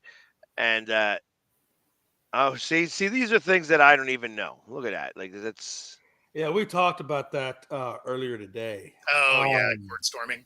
And it's not the first one, right? Caitlin Clark was involved with one. It's been tons of times. So. Oh yeah, tons. Right. I mean, but now, like, I gotta imagine if you're a 6'8" guy and you're out there and you got this crowd of people just coming after you.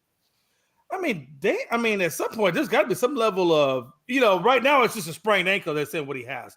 But what's to say that something more serious down the line isn't coming? We were talking about this the thing earlier. is there has been more serious things. It just hasn't happened to the players. It's happened to other people storming the court.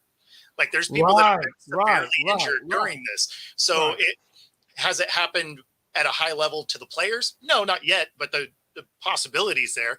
But some of the people storming the court have gotten severely hurt over the years. Oh, yeah. So, I mean, do I think it goes away? Probably not. But, I mean, it's a weird element of the game.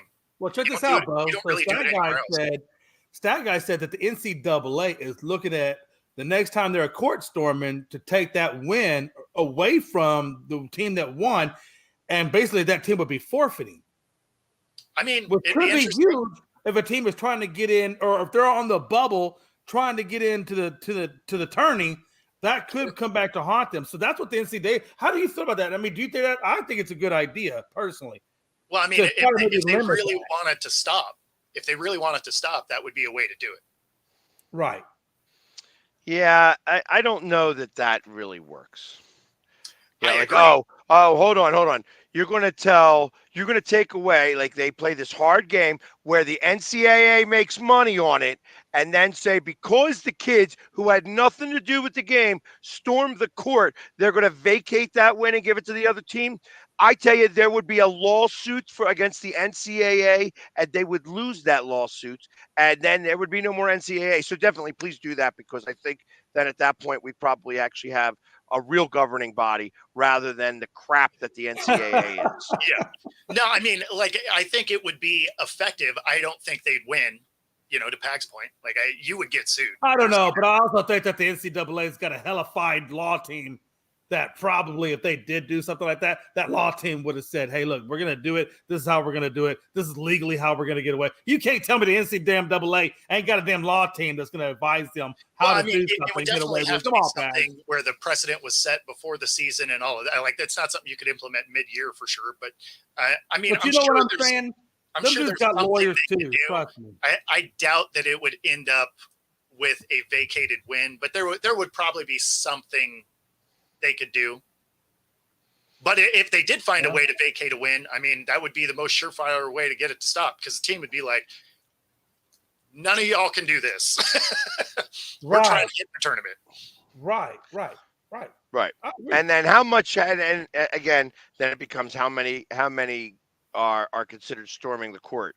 They had that one game where they finally broke like a 46-game losing streak, and they had one person storm the court.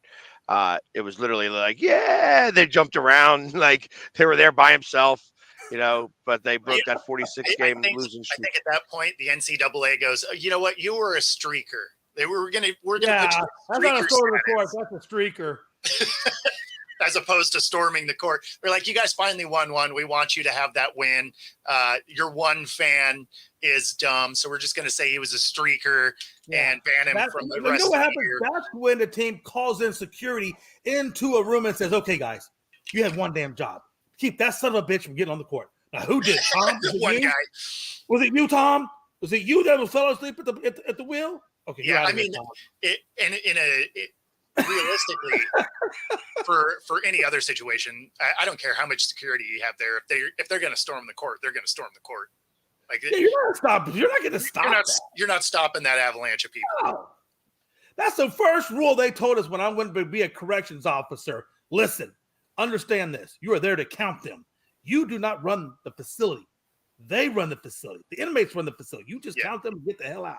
Well, and to Robert's point here, right, is, you could identify who the people are that stormed the court and then ban them from coming back. I mean, you could definitely go through all of that. And I'm sure they'll explore all of those options, right? Because, I mean, it's... I mean, not for nothing. There is some, again, like the Silent Night. when you do the silent night. They storm the court. It's a ritual that they do that until the team scores 10 points, it's like pin drop quiet, and then all bedlam breaks loose, and they storm the court and they do their things and stuff like that. It's like a ritual done at certain colleges. So you're not going to be able to stop those types of things. I mean, listen, this has been happening ever since the dawn of colleges. The coming and the breaking down. And so what is the NCAA only going to do this for basketball and not for football? So you're not going to be able to storm the field and take down the goalposts and take it into throw it in the lake. Well, I mean, you're not going to be able to do that anymore. They already get in trouble for doing that anyway. They just don't care. That's but you know what? The alumni boosters usually pay for those because it's like if it's that big of a win, they want you to do it. They want every player. They want to fully that press. They want all that. No. I mean, no doubt. So I am, I think that the NCAA as an entity sucks. I agree with you. And it's funny because, of course, somebody brought up Johnny Manziel going back to the UFL, but I was watching something with Johnny Manziel a little bit ago as he was doing some type of podcast, and how they were talking about Reggie Bush and how the NCAA has to reinstate all of his records. Absolutely. Because he is, it's ridiculous that he's not there, and everybody on that stage did it. I love that Johnny Manziel is now being the honest to God Johnny Manziel and telling all the, talking about where all the bodies are buried. I love that. That's the thing, right? Like he's not even telling you where they're buried. He's out there digging them up. He's like, oh yeah, no, they're over here. I brought a shovel. Like, no. He's like, hey, I'm tired of digging. Hold my shovel for a minute while I rub my arms, and then we'll go again. Yep. Yeah, it was the Club Shay Shay show, and so it was Shannon Sharp's show, and I mean, it was a good segment. It was a good segment. Yeah, and Johnny, make it back to the UFL. Come on, Johnny. Let's try to do it one more time. Let's run it back. Hey, listen, God bless him. You know what I mean? If you still have the ability to play football, continue to play football. You know what I mean? He is going to be a somebody who is marketable, and it doesn't matter where. The bad publicity was good publicity for him. So, and now he's grown up a little bit. He actually understands. He's like, yeah, I get this now. He's been humble. I'm not going to be as much of a douchebag as I was, but I'm still going to be some. Yep. You know what I mean? What if he goes to the UFL and somehow or another, and this is very hypothetical, but what if he balls out in the UFL and makes it back onto the NFL as a backup or something? That would be a comeback story. That would be worthy of comeback player of the year. That would be you know what I'm saying? That's what I'm thinking. Those are the kinds of awards you give out. Yeah, and I mean, it's not like he's too old to do it. Like if he were to just absolutely ball out, like someone would take a flyer on him. Well, and here's the thing, right? When you go back up a few comments back to where Dustin Reese pointed out about the player for Detroit that scored those goals, this guy actually had hip resurfacing surgery, which by all means is a career ender most of the time for most hockey players. And this guy comes back and is still scoring goals and doing well. And that's what I was telling that guy. Those are the kinds of stories where you have an injury that should be a career ender and you come back and now you're not only playing the game, but you're playing the game at a high level or a great level. Those are comeback of the year stories. Yeah. And I forget the guy's name. You're Joe Flacco and you were just bad and then didn't play. Yeah. Yeah. Patrick Kane, or I hear that Jaromir Jagr is going to come back. Jagr is going to come back and play for one of the NHL teams at 52, and I expect that he'll win the comeback player of the year. Doesn't matter if Patrick Kane or not. So, but anyways, as we were talking about, the other sports and somebody mentioned about baseball and that they're high scoring games right now, as what happens in spring training because every pitcher stinks at the moment. Yep. And they're not even playing most of your players. Like the Astros played 2 games yesterday, and the first game was just straight rookies, not even any of their stars, just all rookie teams. So I mean, you can't. Spring training is not a good legible source to. But somebody did a story on Scott Boras, and Scott Boras is saying that the clubs have plenty of money to spend, but they're not spending in a manner that is customary to competitiveness. It's not that they don't have the ability to pay, but their choice is to regress on their payrolls. Because Cody Bellinger only signed an $80 million 3-year contract rather than a $200 million 75-year contract or whatever it is that he wants. You know what I mean? Truth of the matter is that Scott Boras is the problem. Scott Boras is the problem. You know, and listen, I am fully okay with you have to, when you have an agent, you're trying to get the most amount of money you can for your every players, damn dollar. Right? Because, hey, listen, the more money that he gets means the more money that I get. And obviously, I'm going to do that. Yeah. So I'm going to make up things like, hey, we're going to have player opt-outs. Like that was 3 never of them. a thing in got baseball. 3 all years opt-outs. Crazy. Right. Well, of course. You know what? Good. I hope he opts out after the first year and they give him less money. Me too. Because let me tell you, there's no reason for a guy who's over 30-some years old in baseball to be able to make that type of money. It's ridiculous. I think that they are skyrocketing in the wrong way, and ultimately Churcher's getting it. DeGrom's getting it. Verlander's getting it. I mean, I agree with you. But I say, listen, and I appreciate if you want to get paid $50 million a year for 3 years, I'm okay with that. You don't get $700 million contract. 10 years. Yeah. You know what I mean? Get the frig out of here. There ain't no chance he's going to be worth that in 6 years. There's no chance he's going to be worth that. Probably maybe this year. Yeah. Maybe this year. You know what I mean? So it is definitely telling Boras to go F himself and that we're not going to be playing these games anymore. That, listen, just because you think that everybody should be making this type of money and that this player is so great. Listen, how many rings does Bellinger have? 1, from what I remember, right? He's only got 1 ring with the Dodgers. Yep. That's it. Yeah, so he ain't doing anything great. He ain't been doing anything spectacular. So, and I know Chris keep bringing this up. I could care less about the see-through pants. I don't care about it. Stop looking, Chris. Stop looking at their see-through pants. Okay? I don't care about it.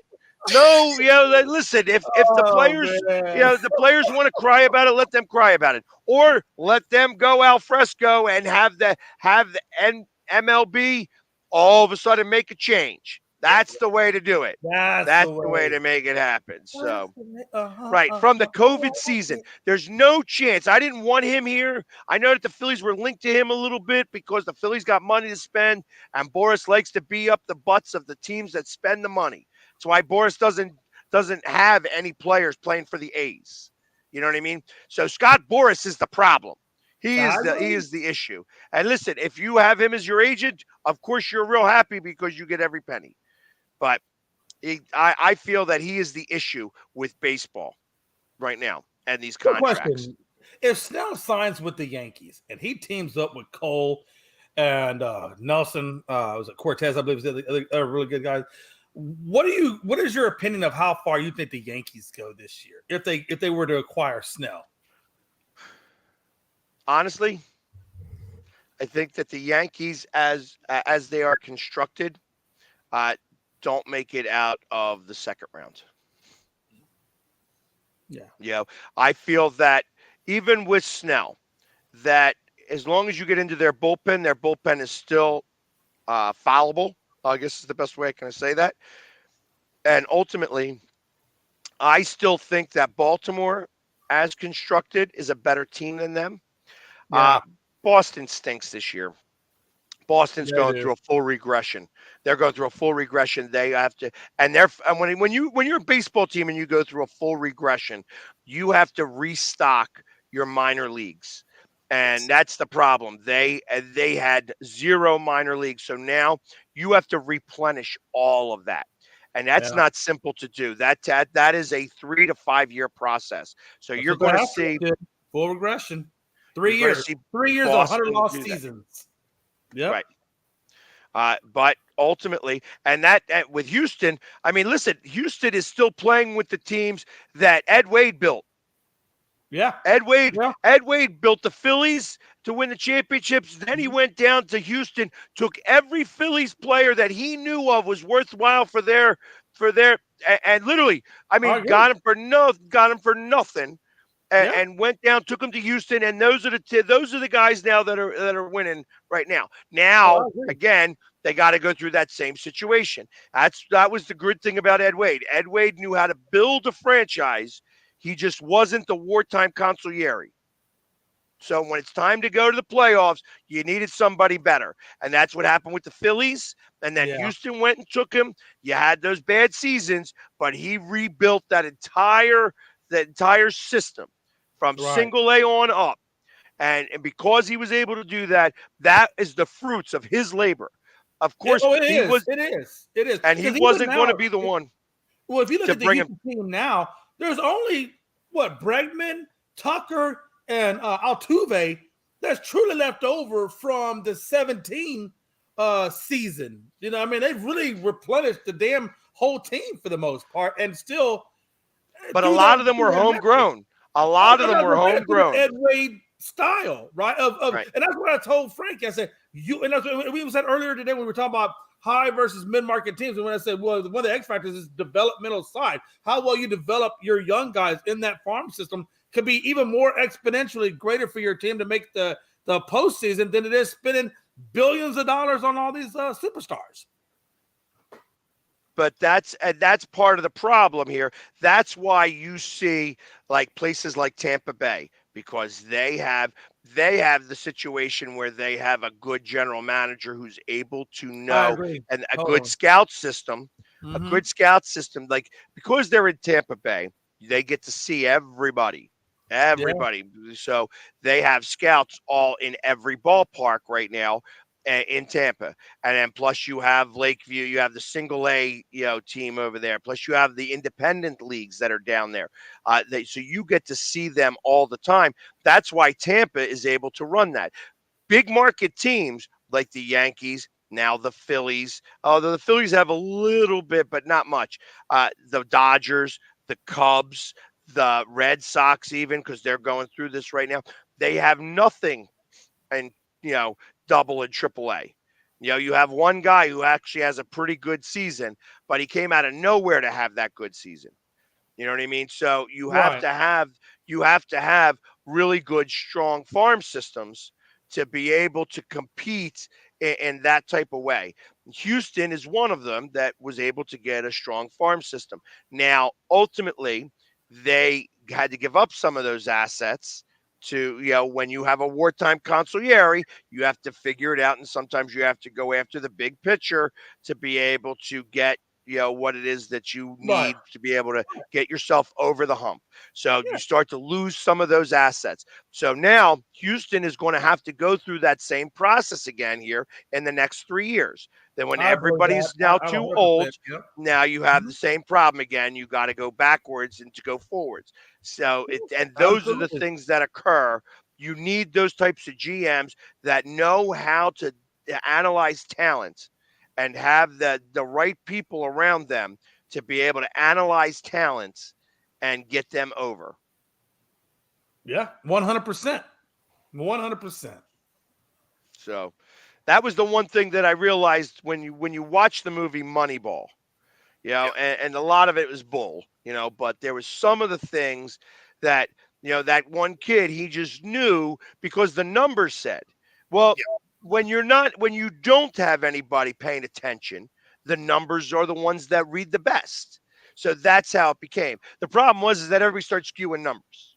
They started adding different things, war, the boire, or whatever it is. There's so many different things Win that above replacement. Yep. yeah, it's just that's that they added as statistics that aren't real statistics. You know what I mean?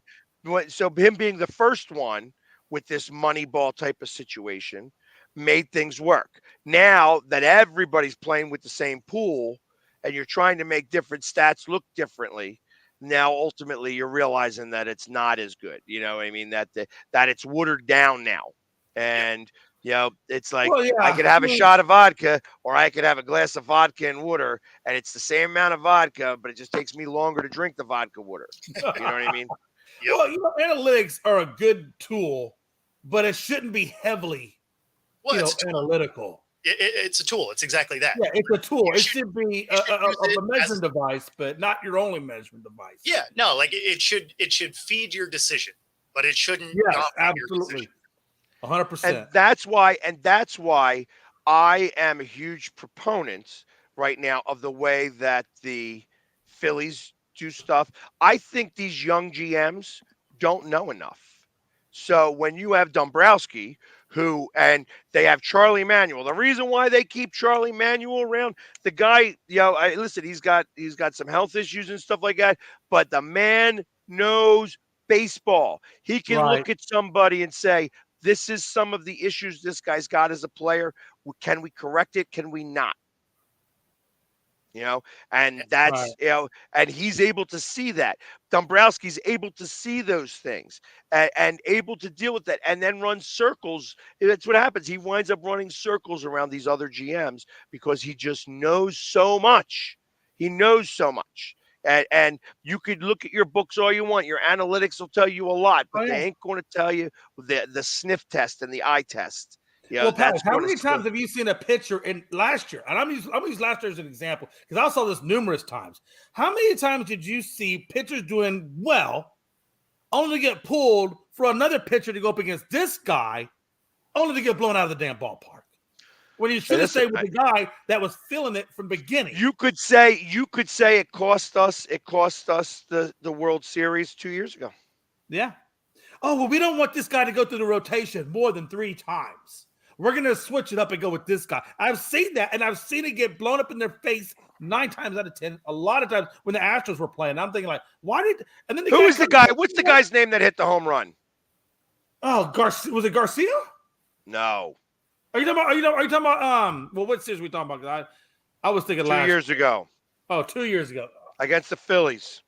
Alvarez. Thank you. Because it's Alvarez versus Alvarado, and it's like I knew it was a very close name, but it screwed me up. That was the 5th time he went up against him in that series, and he struck him out 4 times. I knew, listen, 1 out of 5 is only 20%. 2 is batting 200. Yeah, because me and my dad. They pulled Wheeler. Pulled Wheeler. Like, are you kidding me? Like, you pulled Wheeler. They found that ball outside the stadium on the street. No bullshit, because they had the roof open. And they literally found that ball out on the street. They didn't have the roof open, but it did wind up. It wound up in the concourse. Oh, trust me, I know. They said it was 450 feet. I know it was over 500 feet. That ball went over everybody's head in center field and went into the concourse. And they were saying 450 feet. My ass. That was a 500+ foot home run. It was out of that fucking stadium. It was. Yeah. I say Street. It was concourse. My bad. The point is that ball went a long ass way. And I remember watching it. I'm stuck there next to the DJ with a whole bunch of Houston fans. Yeah. God, I wish I'd have been there next to you. I'd have gave you a big bear hug and kissed you on the face. Yeah, actually, Houston is one of my bigger fan bases, actually. They love me down there. We all love you, Pags. I don't know how anybody can hate Pags. As much as I hate Philly, man, I do hate Philly. But if you want to hate on me, you can come on April 1st. On April 1st. That's right. We always got to get our plug in for our Hater Show. That's right. The Hater Show is coming April 1st. We are going to start putting out the code. The code will come out as of March 1st. Okay. Beautiful. 1 month to get it ready. So, and we're going to have to, come up with our commercial right after the Wild Wings commercial. It's going to be. Yeah, exactly. Bo, you're like that neutral guy. You're going to be the guy that just gets very little hate now. People love you. Yeah, it shouldn't be terrible, but it probably Well, has. you have a pretty good. No, it no, has you get its the place everybody moments. loves. Oh, I love you. Not even. I mean, I love you, and I'm the guy. So I would use it. You don't got to lie to kick it. It's fine.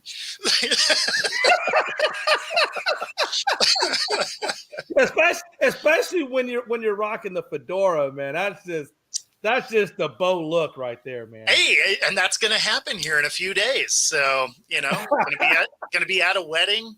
So, yep. Yeah. There you go. So listen, what we want from you while you are away in Hawaii is that you are going to give us a 10-minute, thing. Make sure it's long ways so that you cover us up so that we don't have to be seen on the screen. And you're going to give us a 10-minute update of what you think is going on in sports and what's happening in Hawaii. Okay. Yeah. Every day. Well, I don't know about that, but I'm going to go with there's one solid day in there that is definitely not going to be a thing. I understand. Well, listen, that's a weekend. That happens on the weekend. Well, so the wedding is actually on Sunday because it's a destination wedding, so it doesn't really matter which day of the week it is. But so that Monday, there's a really solid shot that I'm going to do 0 things. I'm going to sit in the sand. I might send you a 20-second clip of me raising a beer, and that's like, okay. Oh, that's you were here. Hey, you could do it. We want a play-by-play of the wedding. We want a play-by-play when you go up to the mountain and look at the volcano. Like those are the types of things we want to see. As much as you can of everything that happened in the burn section. We will end up checking. Yeah, absolutely. I would be interested to see that. Just to see firsthand, what your vision off of that. I mean, that's incredibly. Yeah, actually, and any surfing competitions that are down there, along with women's volleyball, beach volleyball is also really big down there. I can imagine that's a fun thing to pay attention to. So all of those are less so on Maui. A lot of that would be the Big Island, but there will still be. I literally just sent a picture to the text message chat group of the koa beads I was trying to tell you about. If you come across it, yeah. Hey, pick me up one for sure. I will gladly cash out the hell out of it. Yeah, they definitely look like. But no, don't say it, Pags. I know what you're gonna think, but trust me, they look really cool. Yeah, but it's like the after photo, right? Yeah. Oh Lord. Yeah, that's why they're brown. Oh, he likes them in the brown. What it is? It's fun. I'll order you one off Amazon. It'll be cool. Hey, and the cool thing about it is they actually come in 2 colors. They come in black and they come in brown. Or they come in round, or they come even in. I've even seen them where the koa bead is like flat, like almost like a triangular looking pattern. It's weird, but stop it, Pags. I know what you're thinking. He's rubbing the forehead. Okay, I'll be quiet. Yeah, because there's too much for me to be able to just be like, I could absolutely, definitely, Yeah, I mean that you were setting a batting practice. Like that wasn't. I was that wasn't even batting practice. That was like the home run derby. Come on, let's be honest. Exactly. I could definitely good stuff. Giving Pags a low in the middle. Just take it home. There we have it. Anyways, so as we get closer to the top of the hour here, we're going to get off a little bit earlier today, like just 5 minutes early, because I have a meeting that I have to be at 2:00. We had it scheduled for 2, so it's just going to be the way it works. But anyways, anything else going on today? What else is you guys got the floor for the last 6-7 minutes. Well, I mean, for me, this is one of the easier days of my week typically. So I just have the morning shows today because I usually kept Monday nights kind of free because of Monday Night Football, right? So I just don't backfill this day. It gives me a day that isn't crazy on camera, and which is probably for the best because now I'm kind of already thinking about getting on an airplane and sitting in the sand and doing 0 things. Yeah, when you get down to that last little bit of time left before you fly out to the beautiful land of Hawaii, And it really is beautiful, man. Hawaii is gorgeous. I mean, there's so much to do there, so much to see. I really enjoyed when I went there. I worked out of out of Pearl Harbor there at the Naval Shipyard, and we would go down to and see the North Shore. And I got lucky enough when I went there. They actually had a surfing competition that was going on, and it's really cool. It's cool to watch. I mean, that wave is just stupid. Like how high that pipeline is, how tall that wave is. I've never. I mean, look, I'm in Galveston. We get ripples. I mean, if they're this tall, we got paddle boards, you know, and these guys are just like these monstrous. It's incredible to watch. Waves, yeah. Like I'm scared. I'll be scared crapless to try to surf something like that. And these guys are doing it like it's no big deal, right? Well, I mean, they work up to that. It's not like they jumped off the couch. Oh no, I understand they work up to it, but still, I mean. Look, what I'm saying is that the human body and the way gravity works and everything, it's still, I mean, that's extremely dangerous. I can only imagine, if you're not careful, you can crushed really by that wave. That's for sure. Yeah, absolutely. And the fact that they can ride it all the way out, I mean, that's just, I saw them doing it. I mean, it was just, I was literally, I don't know, maybe like 20 feet, 30 feet off the water. And I mean, just watching it come out of the water, it was just, it was pretty cool. It was one of the coolest things I've seen. Because, I remember I'm a Texas guy. I ain't never seen nothing like that. So to see something like that, it was just like, it was incredible. I can only imagine. And I know Australia has a pretty good surf scene too. Oh, absolutely. Absolutely. Yeah. They get some monster waves down there as well. I mean, that's something we don't talk about. I know. I mean, even in the sports world, we don't really talk about surfing as a sport, but it's an incredible sport to watch. And it's terribly difficult to maintain the balance, the strength and condition I bet that goes into that sport. It's got to be off the chart. So surfing's fun. Like if you haven't done it, it's fun. Yeah, definitely go do it. Like I've never gone after any waves like that, but I mean, it's fun. Like it's one of the things I love to do when I go down and play in the sand. But like usually in Mexico, the waves aren't quite big enough, at least where we go. So I'll end up doing boogie boarding, stuff like that, just because they tend to be 3 to 5 footers. And although you can use a surfboard, it's not really a long enough ride that you'd want to, I don't know, doesn't seem worth it. But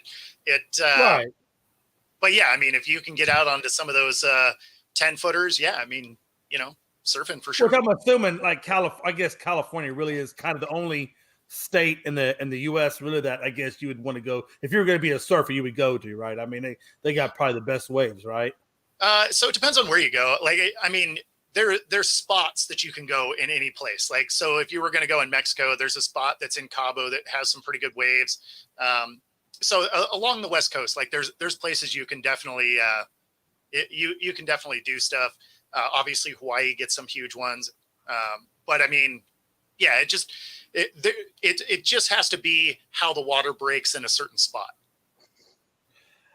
I tell you what, swing with those stingrays all you want. I'd be scared to death at that one. Remember that one guy, the real famous guy, when he got stabbed in the heart by one of those things? Yeah, yeah. Hunter. Yeah.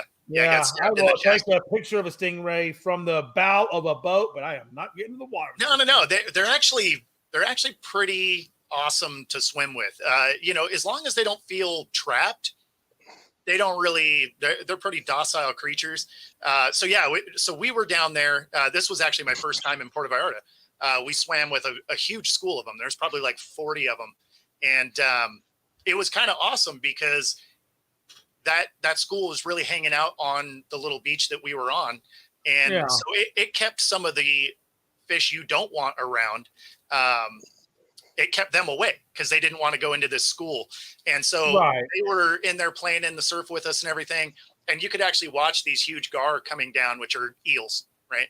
And they swam out and around the private beach of the condo that we were on.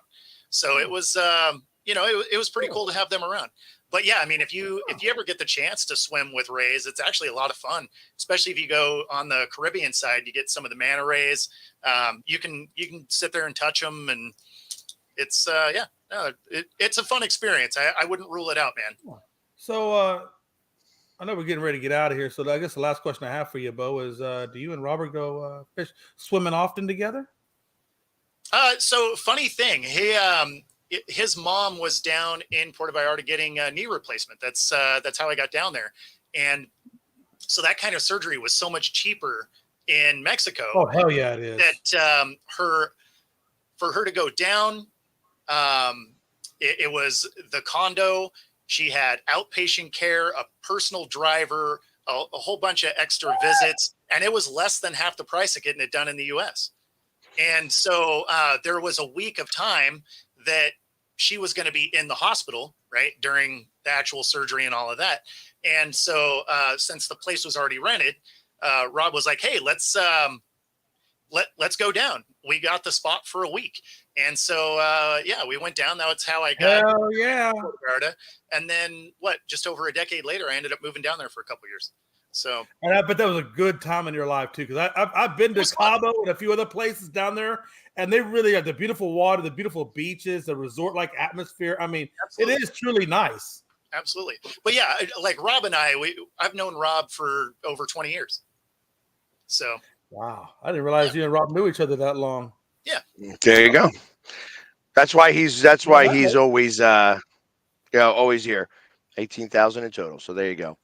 But anyways, we're going to call it a little bit early today because I do have my meeting at 2:00. So I want to thank everybody for coming and hanging out with us today. And we will be back tomorrow.